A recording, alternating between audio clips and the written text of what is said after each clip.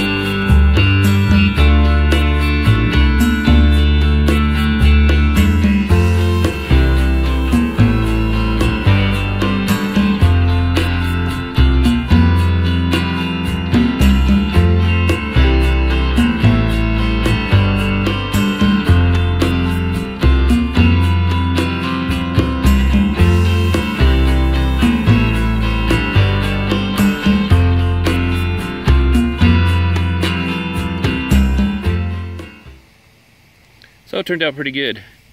Almost looks like a powder coat, using a combination of that industrial strength metal paint and then covered in that satin varnish. Put a little bit on that copper handguard as well to protect it so it doesn't tarnish. The sheath turned out really good. Went with my little patented toggle tooth there, made out of an elk antler. Snugs it in tight enough that it doesn't come out. And there it is together. Hopefully Mike likes it.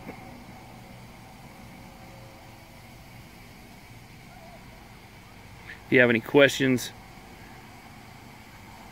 or if you have any suggestions, just let me know. Thanks.